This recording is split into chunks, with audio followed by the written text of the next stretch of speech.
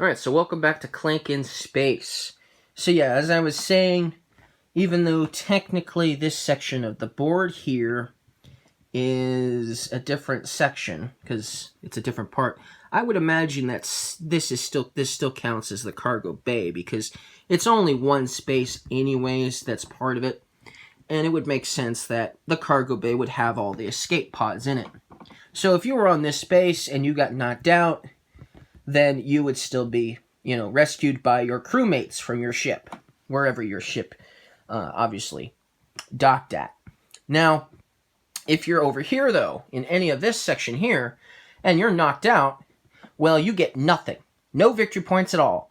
Anything you found, you don't get. If you had the highest artifact, and you almost made it back, and you made it to, like, here, and then you got knocked out, then that would be it.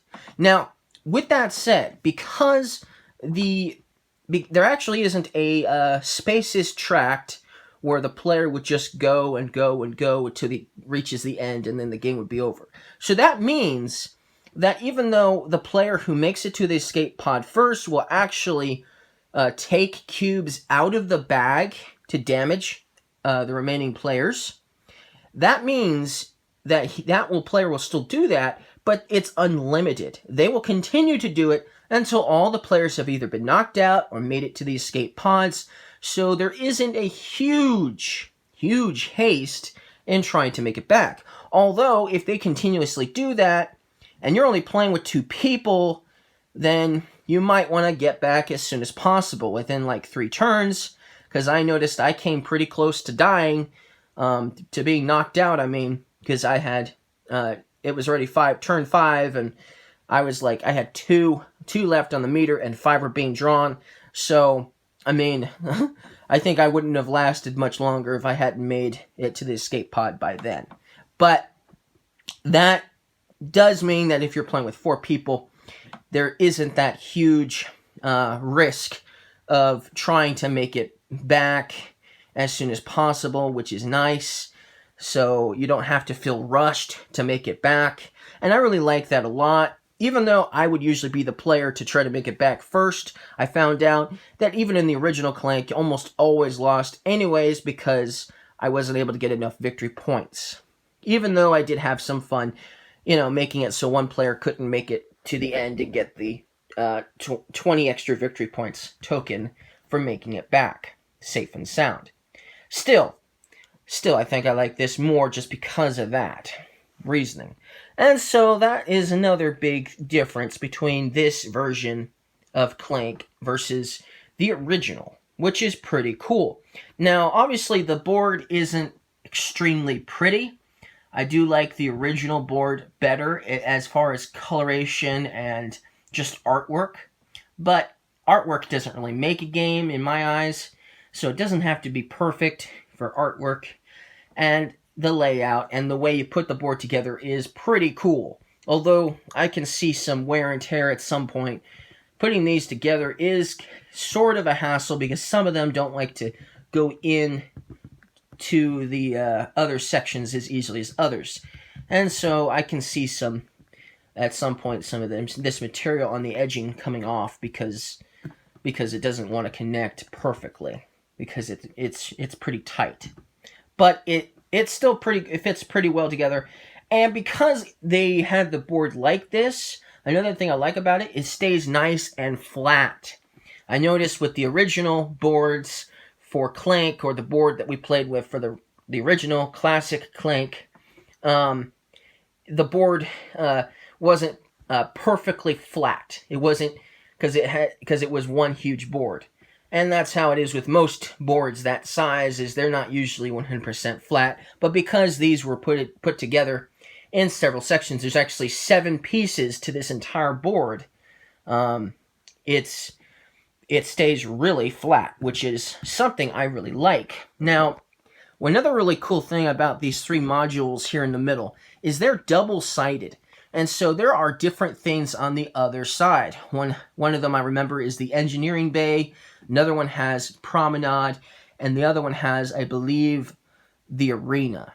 And so those are the other optional boards. So that's cool. You get the original Clank in space. and you get some additional differences in boards. And so you could mix and match those 6 different ones. Of course, if it's your first time playing, they recommend you play with Doomsday Cannon, which would go here, Med Lab, which goes here, and it is actually a little bit backwards because of the way they put it in, but Hydroponics is over there. Now, what's some other differences in this particular game? Well, I noticed that there are lots of marketplaces, and they are scattered all over the place. So I really like that a lot. In the original Clank, I would hardly ever make it to a market square because they were only in one spot on one side, and the other side they were in a few others, but there was only like 4 spaces, and as you can see, we've got 1, 2, 3, 4, 5, 6, let's see, 6 at least. There's at least 6 spaces of markets everywhere in these 2 areas here and one over there. So there's easily a few extra market squares, which is kind of nice to have some extra areas for the market. Now, another thing that makes this different is this one has a hyperlift, which obviously you would not have in the original. It would be like an elevator maybe or something, but the hyperlift is pretty cool. So once you move on to a hyperlift, your boots no longer go into effect, and you can use the hyperlift to go up as high as you want. And then, you know, once you get to a certain spot, you're actually dizzy and you can't basically move on until your next turn.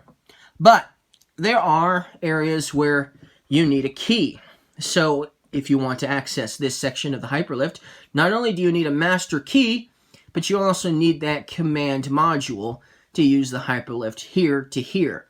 And it doesn't count as an additional boot. Like I said, this is all technically one space. It's not really adjacent in any way.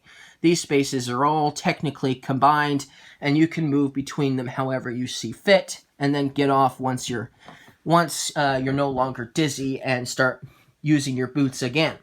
But another thing that's really interesting are these circles here. These are telepads.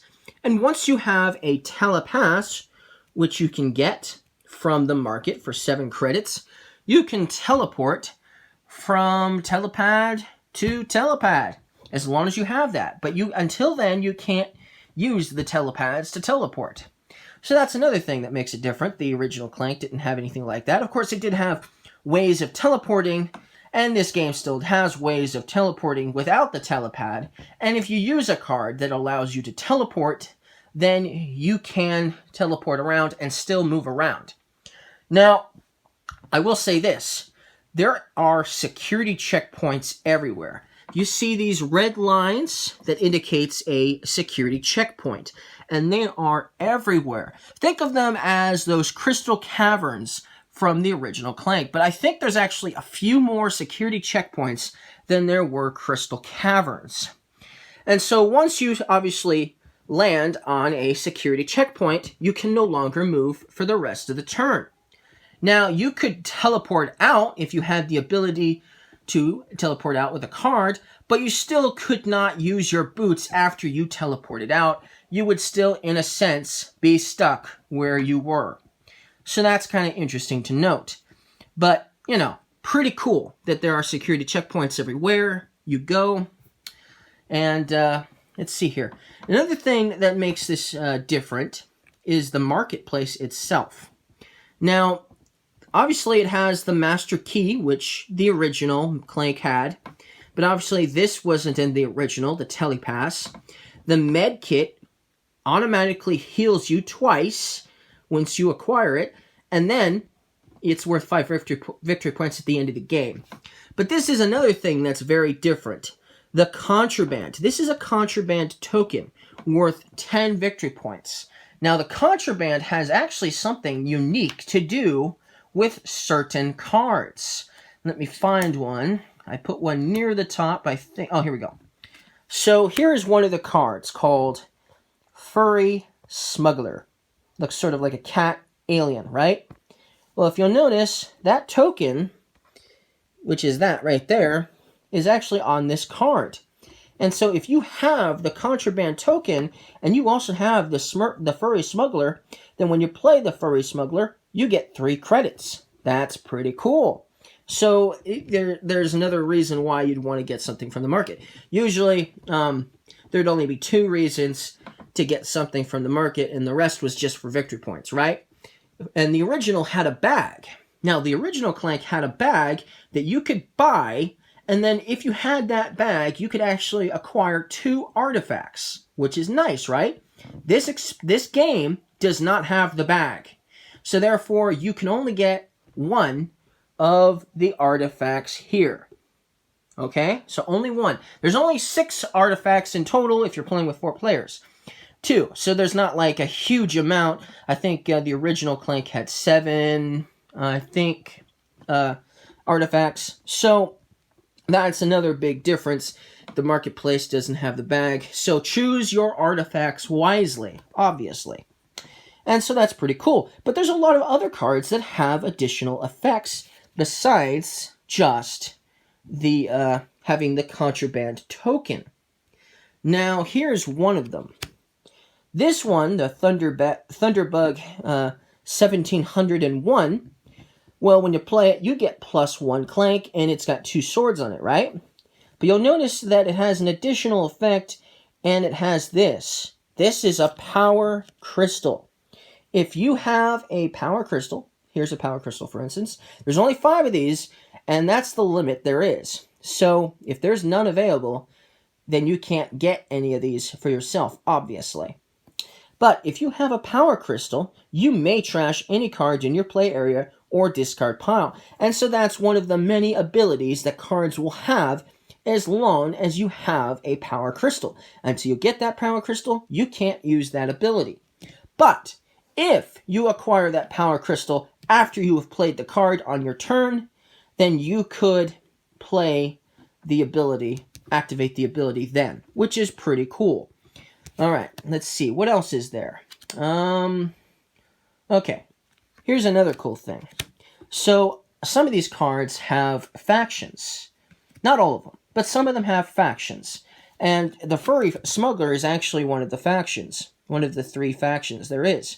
And so this is another one of the 3 factions.